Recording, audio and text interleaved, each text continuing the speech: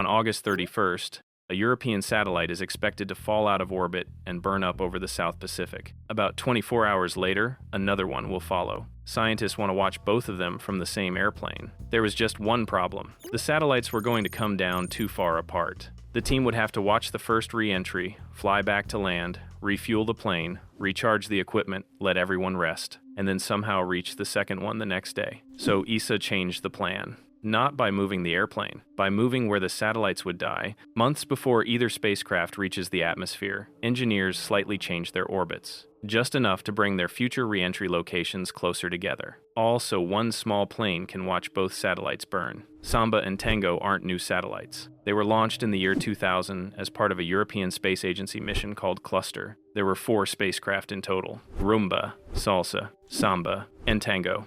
They were identical, and they spent more than 2 decades studying Earth's magnetic environment. But after the science mission ended, ESA realized that 4 identical old satellites offered one final opportunity. They could destroy them one at a time. And watch what happened, because we still don't understand satellite re-entries as well as you might expect. We know the basic sequence. A spacecraft drops lower. The atmosphere gets denser. The satellite heats up. Structures begin to fail. Pieces break away. Most of it is destroyed. Some fragments may survive toward the surface, but predicting exactly how that happens is much harder. Which component fails first? At what altitude? What survives? And how accurate are the models used to predict all of this? The obvious solution would be to watch a real satellite while it happens, except that's surprisingly difficult.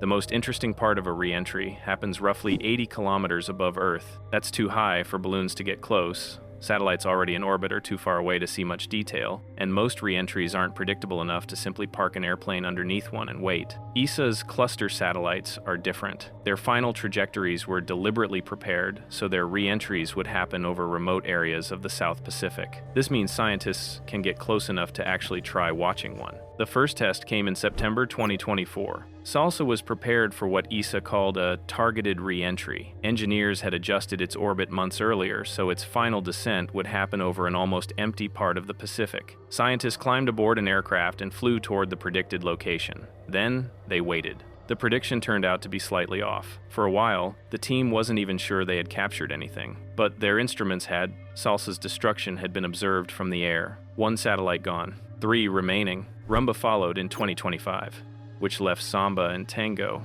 and that's where things became complicated. Both satellites had already been prepared to safely re-enter over the South Pacific. Samba on the 31st of August, 2026. Tango, roughly 24 hours later, on September 1st. Scientifically, this was perfect. Logistically, not so much. The team had to observe Samba, return to land, recover, and somehow be back over the Pacific for Tango the next day. Their original re-entry locations were too far apart to make that practical. So ESA decided to move the future re-entry points closer together. The satellites aren't being controlled all the way down. Nobody will be steering Samba through the atmosphere like a burning airplane. The important work happened months earlier.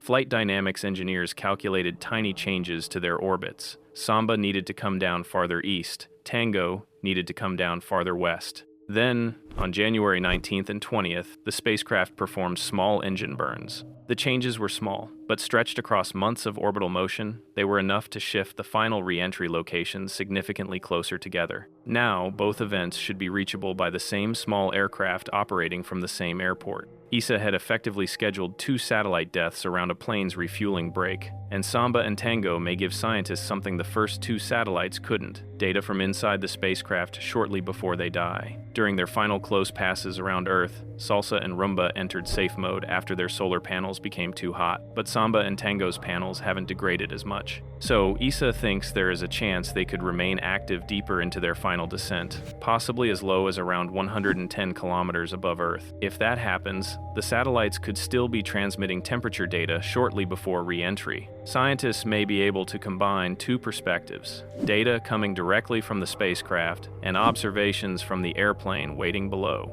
Then, eventually, the signal disappears. All of this sounds like an unreasonable amount of effort to watch some old hardware burn. But there is a practical reason for it. More satellites are being launched, and engineers increasingly want spacecraft designed so that when they re-enter, as little dangerous material as possible survives to the surface. There's even a term for it: design for demise.